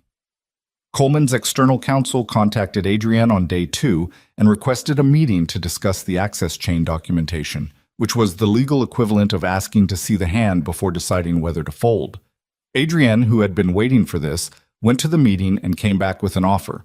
Coleman would formally withdraw his claims regarding Daniel's service record, provide documentation establishing that his own information sources had been obtained in good faith, which Adrienne privately told Victoria was creative fiction, but usable fiction, and would recuse himself from voting on matters involving Victoria's leadership position for a period of 18 months. In exchange, the access chain documentation would not be referred to federal counsel. It was not everything. It was what was achievable, and Victoria had been doing this long enough to know that achievable was its own category of win. She reviewed the terms with Daniel at the kitchen table that had become, over 7 weeks, the real conference room of their household, the place where the actual decisions were made in between the professional ones. "It means he keeps his seat," Victoria said. "I know. Is that acceptable to you?" He considered the question the way he considered things. Not quickly, not for show. "He'll be less dangerous with the recusal and with what he knows we have. And yes, it's acceptable. I'm not interested in destroying him. I just needed him to stop." She nodded. "Then we take it." "Okay." She signed the agreement the following morning. Adrienne filed the paperwork. Coleman's public statement was carefully worded and said precisely nothing, which was its own signal to anyone who knew how to read it. By day 6, Harold Chen called Victoria to tell her that the board had reached informal consensus that the leadership question was settled. Patricia Ewan emailed a more formal version of the same thing in the language of governance. Even Gerald Marsh, in the particular bellwether way of men who follow outcomes rather than lead them, sent a brief and professionally warm message that Victoria read as a small white flag. She was in her office when she read it. She sat for a moment with the phone in her hand and thought about her father, who had sat in this office before her, who had made his mistakes and had tried in his peculiar, indirect way to correct some of them after the fact. She thought about whether the marriage clause had been what she'd assumed, a piece of paternalism from a man who didn't trust her fully, or whether it had been something more considered, whether he'd known that what she needed wasn't a husband, but the specific experience of making a decision she couldn't fully calculate in advance, and having it turn out to be the most important one she'd made. She would never know.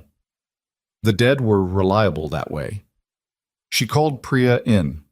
Clear Thursday afternoon. The Meridian call. Reschedule it. I need Thursday afternoon free. Priya, who had been her assistant for 3 years and had developed a reliable read on the difference between a professional request and a personal one, said, "Of course," and left without asking anything. That's it. The conversation about what came next happened not on Thursday, but on a Wednesday night, unexpectedly, the way real conversations tended to happen. Not when you'd scheduled them, but when the conditions that made them possible had quietly assembled themselves without your noticing. Maya had gone to bed. The apartment was doing its night-settling thing, the small sounds of a building exhaling the weight of the day. Victoria was at the kitchen table with a glass of wine she'd poured an hour ago and not really drunk, and Daniel came in from checking on Maya. His last thing check, she'd observed, the one where he stood in the doorway for 30 seconds before he was satisfied, and didn't go to his room. He sat down across from her. She looked at him. He looked at her. "You said after," she said. "I did. It's after." He was quiet for a moment. She waited because she'd learned the difference between silence that needed filling and silence that was working. "When I took your contract," he said, "I told myself it was because you looked scared, and I couldn't walk away from that. That was true." He turned his coffee cup in his hands. It was empty, she noticed. He'd been carrying it around as something to do with his hands. But it was also true that Maya's world was very small and very managed, and I'd made it that way on purpose because it was the safest thing I knew how to do. And somewhere in the back of what passes for my long-term thinking, I may have also known that we needed something that wasn't just each other. She looked at him carefully. "You're not a simple man," she said. "No. I know that now. I knew it a while ago." "I know you did." He set down the cup. "The contract ends in about 8 weeks, by its terms." "Yes." "I want to tear it up now." Oh, she was still. "And replace it with what?" He looked at her, the full direct look she'd stopped trying to avoid. "Something that isn't a contract." She thought about what to say. She thought about what she wanted, which she'd been thinking about with increasing honesty for several weeks, and which was not the same as what was strategically advisable or professionally manageable or appropriate for a 7-week arrangement entered into under legal duress. "I'm not easy to be with," she said. "I work too much. I manage things that don't need managing. I assumed you were simple because it was convenient, and I do that. I categorize people by their utility to me, and I know it's a problem, and I fix it imperfectly." "I know all of that," he said, "and you still—" "Victoria." He said her name with a particular patience. "I used to run operations with incomplete information in high-risk environments. I've seen your version of difficult. It's not disqualifying." She looked at him for a long moment. "Maya," she said, "Maya already considers you a permanent member of the household. She told me last week that you fold towels wrong and she's decided to let it go." Victoria's mouth did something that was not quite controlled. "That's a significant concession from her." "It is. She doesn't let things go easily."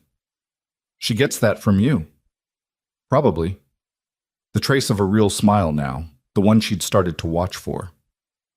So, she agreed. She reached across the table and took the empty coffee cup out of his hands, because he needed something to do with them, and she'd found something to do with them instead, which was hold his hands on the table in the space between their 2 glasses, her wine, his empty cup, and not let go. He looked down at her hands, then back up at her. "Okay," he said.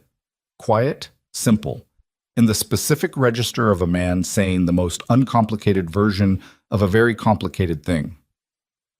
"Okay," she said.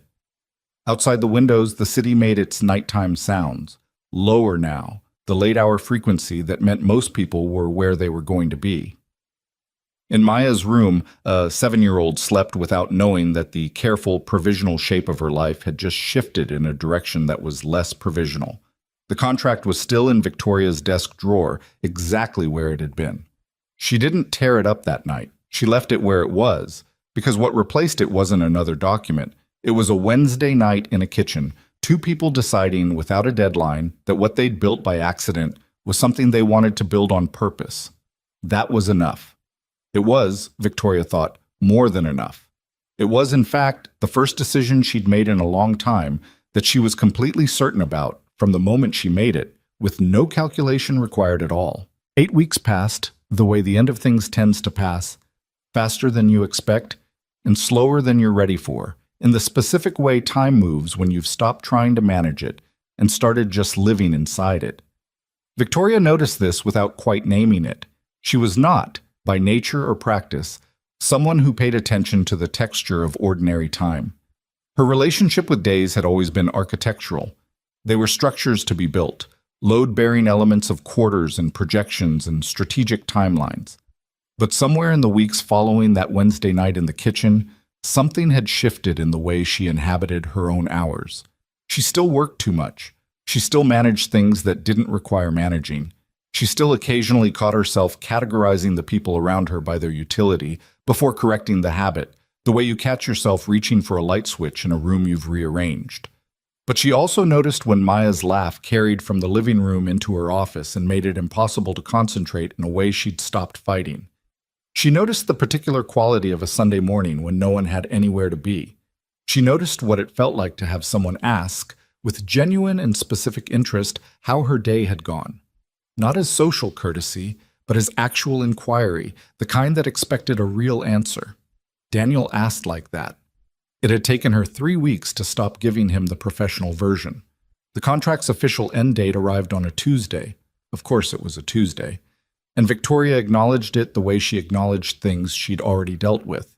She noted it, set it aside, and made coffee. She was in the kitchen when Daniel came out of Maya's room after the morning wake-up ritual, which had evolved over weeks into something involving a negotiation about breakfast, a brief discussion of Maya's current position on the injustice of Mondays and the dog she still didn't have, and a goodbye that Maya delivered with the particular efficiency of someone who'd decided emotional displays were inefficient, but that a hug of adequate duration was non-negotiable. He poured coffee. She handed him his cup.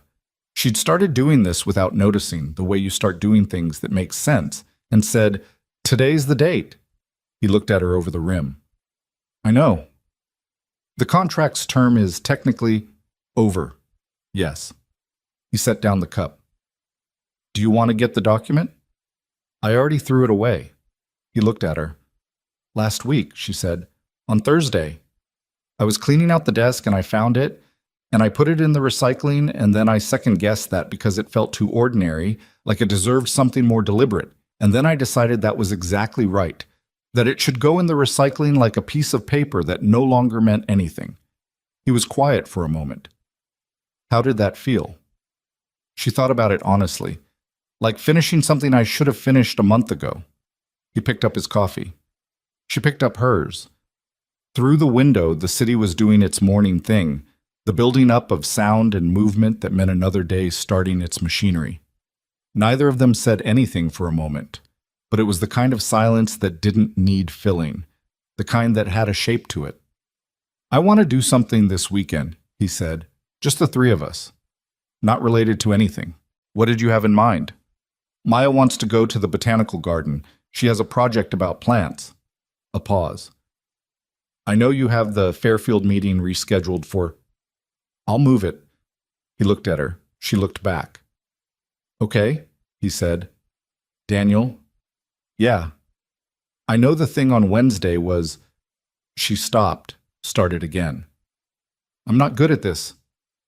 The part where things are decided without documents. I want to make sure we are," he said. "You don't know what I was going to say. You were going to ask if what we said that night still stands in the daylight." He wasn't saying it to interrupt her. He was saying it because it was accurate. "It does. For me." She looked at him. She had spent years reading people in rooms and board meetings and across negotiating tables, and she had learned that the most reliable information was not what people said, but what they did when they thought no one was establishing a record. She had 8 weeks of Daniel Brooks in ordinary daylight to read, and what she'd read was consistent in a way that she hadn't known she was looking for until she found it. "It does for me too," she said. Maya appeared in the hallway in her pajamas, hair sideways from sleep, carrying the small stuffed elephant that she officially no longer needed, but which had been quietly present every morning for as long as Victoria had known her. "Are you talking about me?" Maya asked. "No," Daniel said. "You should be." She surveyed the kitchen. "Is there toast?" "There will be," Victoria said.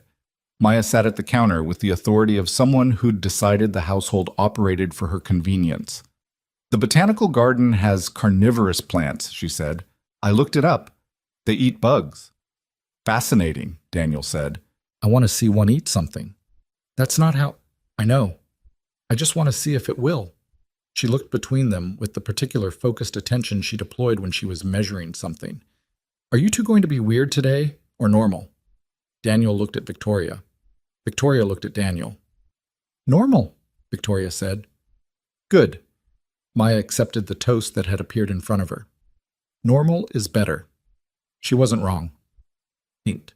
The legal formalities of a genuine marriage, not the contract, but the real version of the thing they'd already done technically, and were now doing actually, were handled quietly in the third week of January through Victoria's personal attorney, who did not blink at the situation because Victoria paid her well enough that she'd trained herself out of blinking at things. There was no ceremony, there was paperwork and signatures and a brief meeting in an office, and then they were on the sidewalk outside at 4 p.m. on a Thursday, in the specific cold of a New York January that felt personal. We should eat something, Daniel said. That's your response to this? I skipped lunch. She looked at him on the sidewalk in the winter light, in the coat he wore that she'd stopped noticing as his, and started thinking of as familiar. The way you stop seeing things that have become part of the landscape of your daily life, and felt something she didn't have an immediate word for. Not happiness exactly. Or not only that, something more like the end of a particular kind of effort. The effort of holding yourself at a certain distance from things, calibrating always against the risk of proximity. She was still capable of that effort.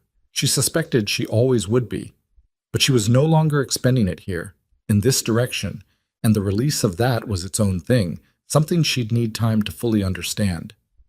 There's a place on 72nd, she said. They have good soup. Lead the way. She did. They ate soup at a small table near the window and talked about nothing important. Maya's plant project, the Meridian Acquisition's final phase, a book Daniel had been reading that he thought she'd like, whether the botanical garden's carnivorous plants would perform on Saturday to Maya's satisfaction. They talked the way people talk when they're not performing and not managing and not assessing outcomes. Victoria had done this rarely enough in her adult life that it still occasionally surprised her when it happened.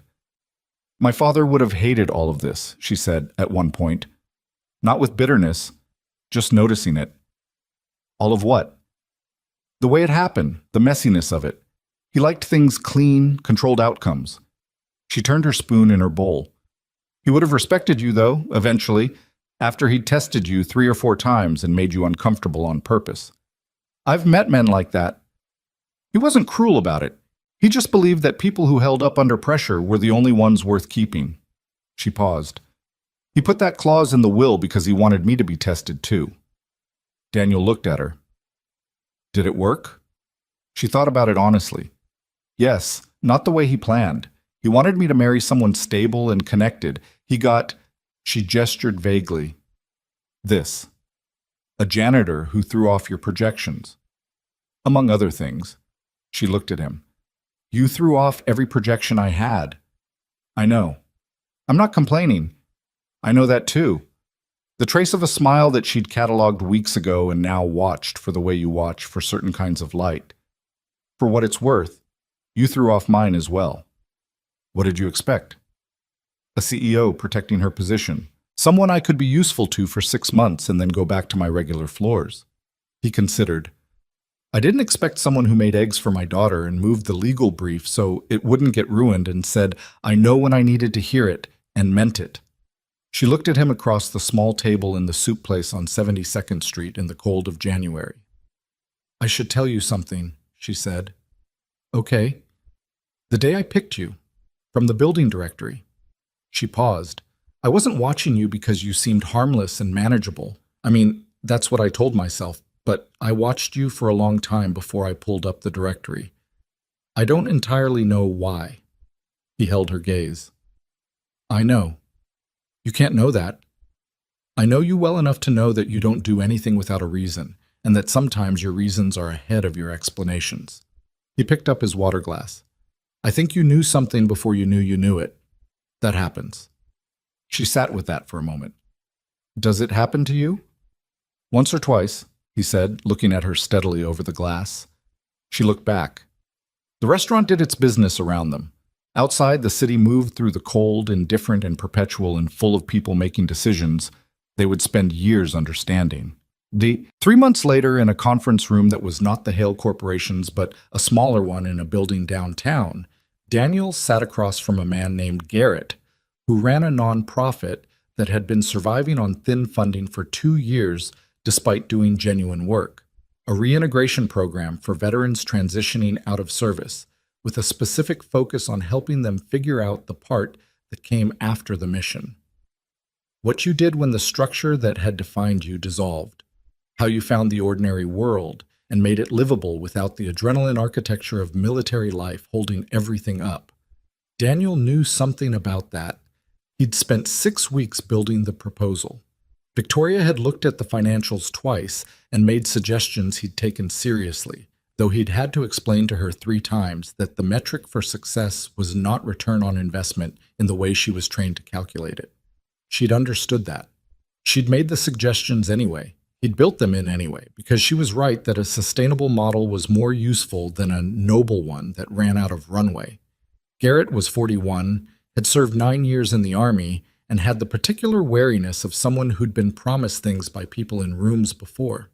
He sat across from Daniel with the proposal in front of him and said, "Why are you doing this?" "Because I needed it 3 years ago, and it didn't exist in the form I needed." "What form did you need?" "Something that didn't treat the service as the only thing worth talking about. Something that understood that the problem isn't leaving the military.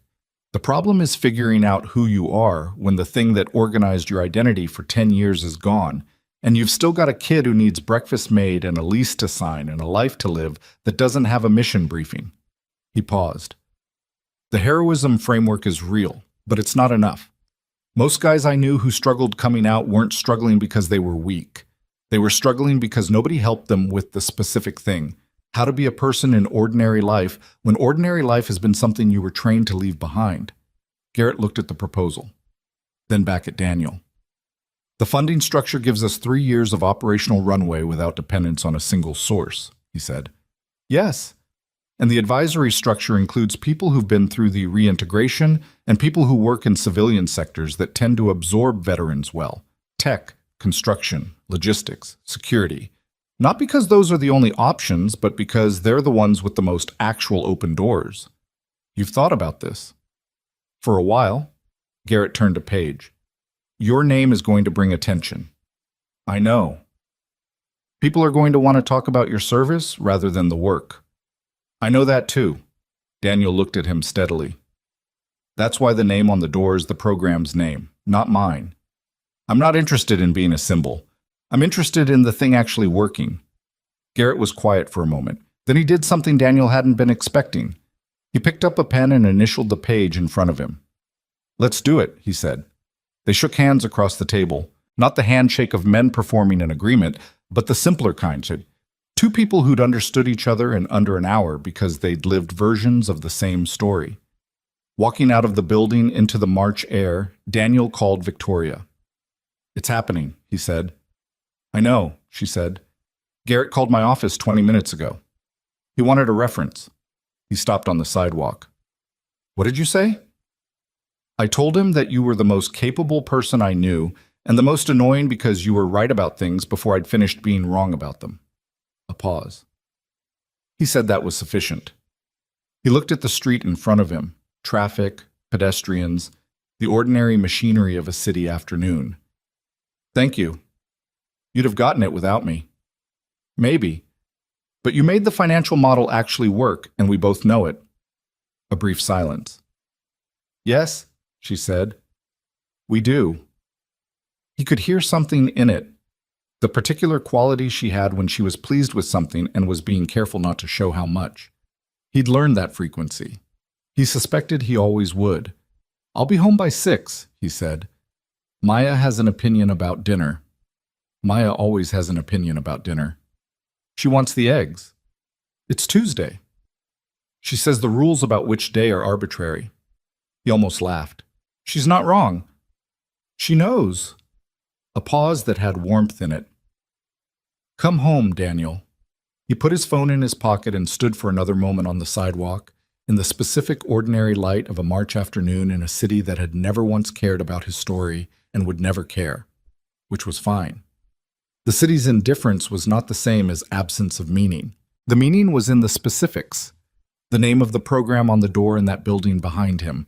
The call from a woman who'd said, "Come home," with the ease of someone for whom that was the natural word. The 7-year-old who would have opinions about dinner and the fairness of weekday rules and the ongoing situation with the dog, which was still unresolved but which everyone in the household understood was only a matter of time. He walked toward the subway. He had a 6 o'clock to make. Done. Summer arrived with the particular optimism of New York summers that lasted about 6 weeks before the heat became its own problem. Maya's school year ended. The botanical garden had been visited twice, and the carnivorous plants had performed adequately on the second visit, which Maya had recorded in a notebook she was treating as scientific documentation. The foundation, it was called groundwork, which had been Maya's suggestion, offered casually at the dinner table and adopted immediately because it was right, had its first cohort of 12 program participants and 2 staff members, and an office that was small but had good light. Victoria sat at her desk on the 41st floor in June and looked at the city through the window her father had chosen specifically for what it showed, and thought about what he'd wanted her to see from it. She thought he'd wanted her to see the empire, the thing he'd built and handed to her to maintain. The evidence of what sustained effort and strategic intelligence could accumulate into if you were disciplined and willing to make the hard calls. She still saw that. She was still the person who could see that, who cared about it, who found something real in the work of running a company and getting the decisions right. That hadn't changed. She didn't think it should. But she also saw, now, past the edge of what her father had shown her. Past the view from the 41st floor to the ground level, where a woman in her building's lobby had been quietly raising her daughter and making decisions about what was worth keeping and what wasn't. Where Harlan and the men who'd come to a board meeting for a friend had taken a day off their lives to say what was true. Where a 7-year-old had moved through one of the harder reshapings a childhood could experience and come out with her own compass, largely intact, slightly dented, entirely functional. You could build things that were large and visible from heights. You could also build things that were small and would never appear in any annual report, and that were, in the specific calculus of what a life actually added up to, the ones that mattered most. She thought Marcus Hale had known this, somewhere underneath the walls he'd built. She thought the clause in the will had been his particular way of saying so, oblique and controlling and ultimately correct in the way that people who are very smart and very bad at direct communication are sometimes correct.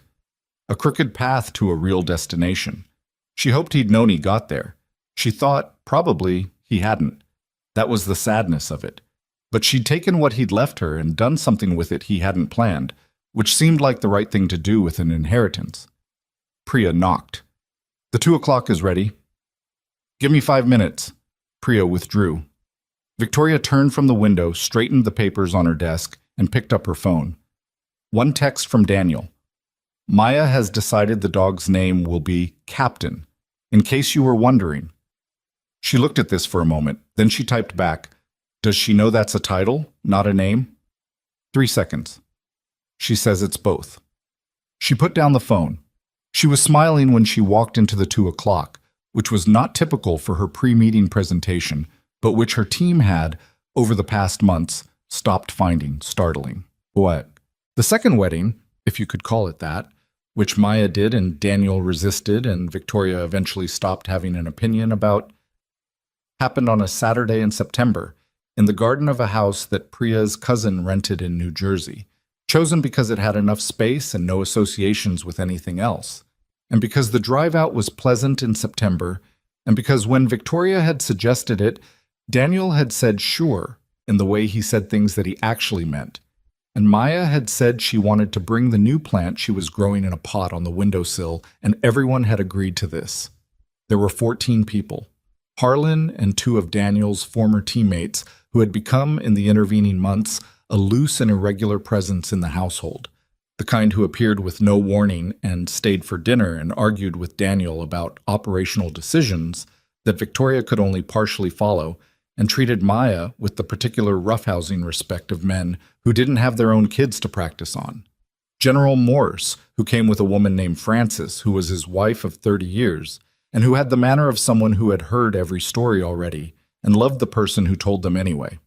Harold Chen, who had brought wine and the slightly formal goodwill of a man who was genuinely glad for an outcome he hadn't entirely expected.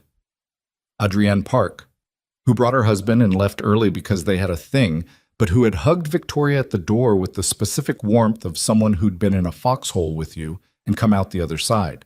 And Priya, who cried at the ceremony and then refused to admit she'd cried, which everyone accepted. There was no minister. Daniel had found someone with civil authority who was a friend of a friend, a quiet woman named Ruth, who had done this enough times that she'd developed a kind of ease with it, reading the words without theater, moving through the form without performing it. The ceremony lasted 11 minutes, which was 2 minutes longer than the first one, and the extra 2 minutes were because Maya had a question during the proceedings about whether the ring meant they were legally required to share a bathroom, which required a brief factual clarification before things could continue. Afterward, in the garden in the September light, Daniel stood with a glass of something he'd been holding without drinking, and Victoria stood beside him, and they looked at their 14 people eating food and talking and being ordinary together in a garden in New Jersey, and it was as far as you could get from the 41st floor and the mahogany table and the 7-day deadline as you could travel and still be in the same life. "I have something for you," Daniel said. She looked at him. He reached into his jacket, the same gray suit, she noticed, worn to rather different effect, and produced an envelope that was not sealed. She opened it. Inside was a piece of paper she recognized. The contract, or what was left of it.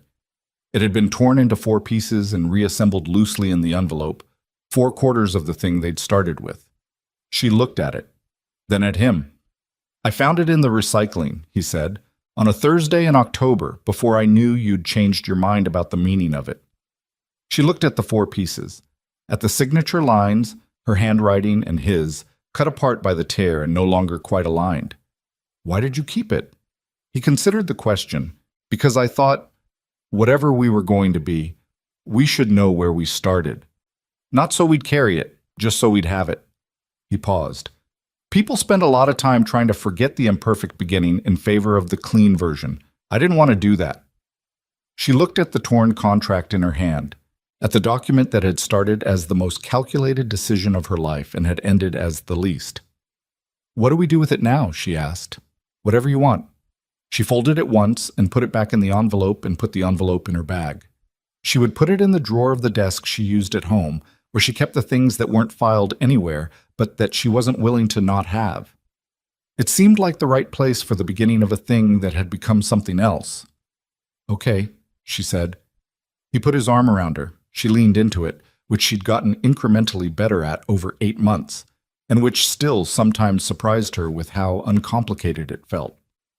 Maya appeared from the direction of the food table carrying a plate and the small plant in its pot, which she'd positioned centrally in the proceedings without asking anyone's permission.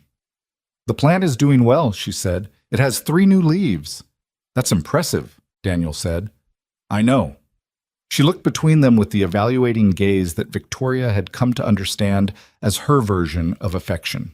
The close, steady attention of a person who cared about something and was making sure it was all right. "Are you both happy?" Victoria looked at Daniel. He looked at her. "Yes," they said.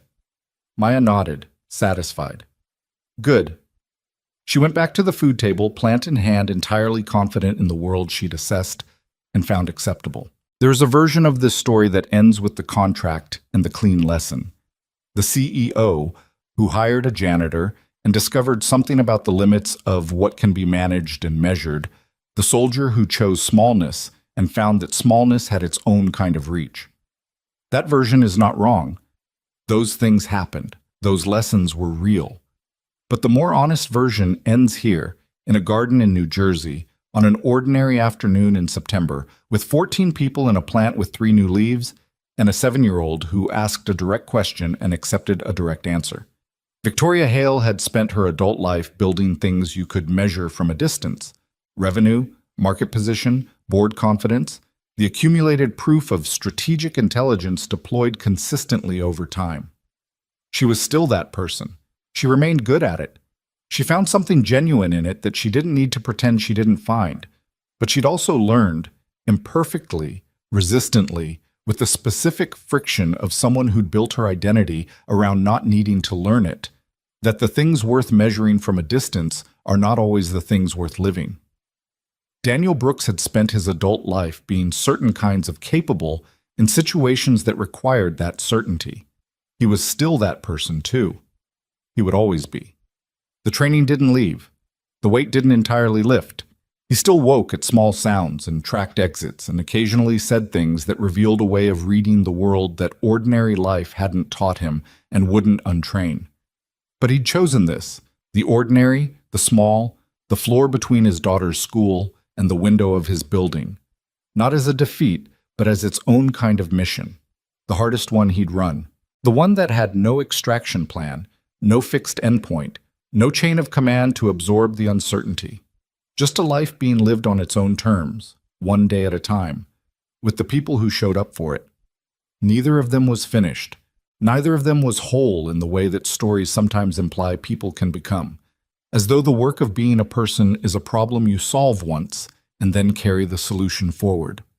They were both still imperfect, still inconsistent, still themselves in all the ways that required ongoing management and grace. But they were also, specifically, each other's, in the daylight and the difficult weeks and the ordinary Tuesdays and the kitchen table at midnight and the Saturday eggs and the 14 people in a September garden. That was not nothing. In the accounting that mattered, it was just about everything. And somewhere in a drawer in an apartment on the Upper West Side, a torn contract in an unsealed envelope served as the only monument to the Tuesday that had started it.